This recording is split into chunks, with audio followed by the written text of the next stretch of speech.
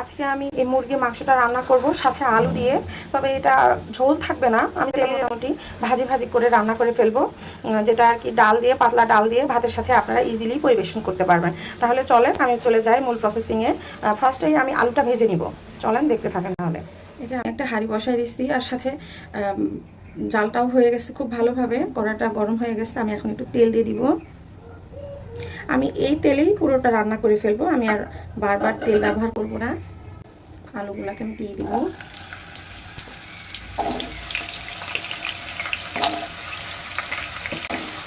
সামান্য একটু লবণ দিয়ে দিলাম, তাহলে আর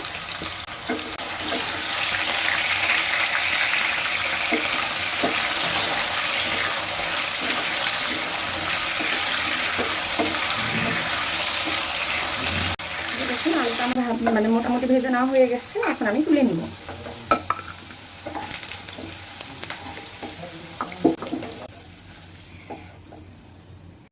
তাহলে চলেন এখন মূল প্রসেসিংয়ে চলে যায়। এবার আমি তেলের মধ্যে 2টা তেজপাতা খালি করে দিয়ে দিলাম, একটা দারুচিনির টুকরা দিয়ে দিলাম, আর আমি আজকে এখানে কালো এলাচ আর কিছু লবঙ্গ আমি দিয়ে দিলাম। আর পেঁয়াজ কুচি দিয়ে দিব একটু বেশি পরিমাণে।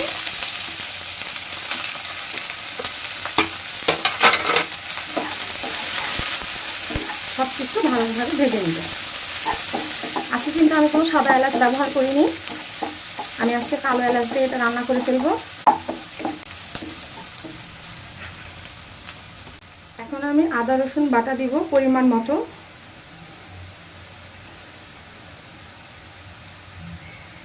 আমার যা লাগবে মাংসের পরিমাণ অনুযায়ী আপনারাও ব্যবহার করবেন।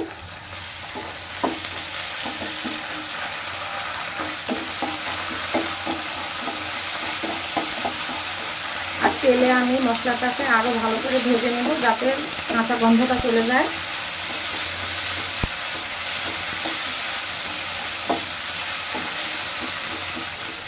পানি দিয়ে দিব কষানোর জন্য মশলাটাকে।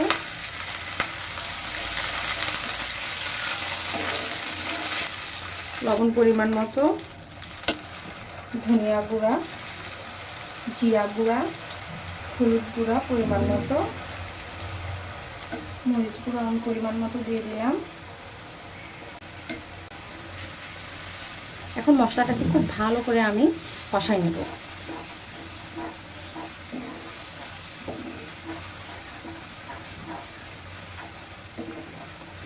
এই মশলা কষানোর উপরই কিন্তু মাংসের টেস্টটা ডিপেন্ড করবে।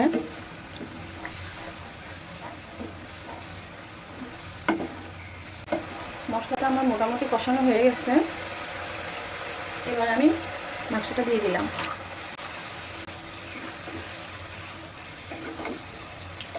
আমি কিন্তু মাংসটাতে একটুও পানি দেব না, পানি না দিয়ে এখন চুলার জালটা একটু কমাই দিয়ে, মিডিয়াম হিটের থেকেও আর একটু কমায় রেখে আমি মাংস থেকে পানি বের করে নিয়ে ওই পানিটা দিয়ে মাংসটা মোটামুটি সেদ্ধ করে ফেলবো। আমি ঢাকনা দিয়ে দিলাম। এখন আমি চুলার জালটাও কমাই দিছি, লোর একটু মানে মিডিয়াম টু লো। দেখুন মাংস থেকে কতটা পানি ছেড়ে দিচ্ছে। এটা ব্রয়লার মুরগি, এই জন্য আমি এভাবে এটা রান্না করবো। আর আপনারা যদি দেশি বা পাকিস্তানি বা কক নেন তাহলে কিন্তু এতটা পানি বের হবে না। এটা এই জন্যই মানে বললাম যে একটু ভাজি করে ফেলবো আজকে এটাকে। দেখুন কতটা পানি বের হয়ে আসছে, এবং এই পানিটা দিয়ে কিন্তু আমার মাংসটা সেদ্ধ হয়ে যাবে। আমি ঢাকাতে আরও কিছুক্ষণ রান্না করব। এতক্ষণ আমি যে রান্নাটা করলাম এটা কিন্তু পানি ছাড়াই আমি রান্না করে ফেলছি, আর মাংসটা তো মোটামুটি সেদ্ধ হয়েই গেছে। মাংসের পানি দিয়ে আমি এটা রান্না করলাম এতক্ষণ। এবার আমি আলু দিয়ে দিব।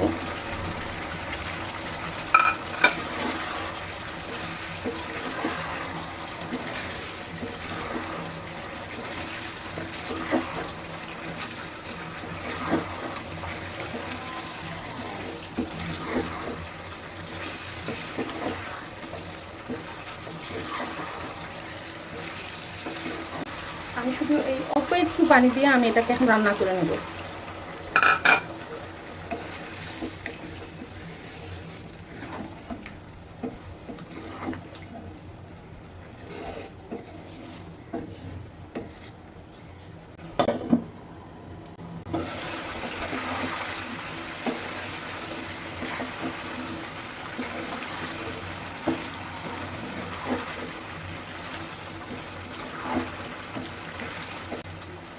আমার রান্নাটা কিন্তু প্রায় হয়ে আসছে, আর বেশিক্ষণ আমি রান্না করব না। এখানে শুধু আমি তেলে রাখা জিরার গুঁড়াটা আমি দেবো আর কি।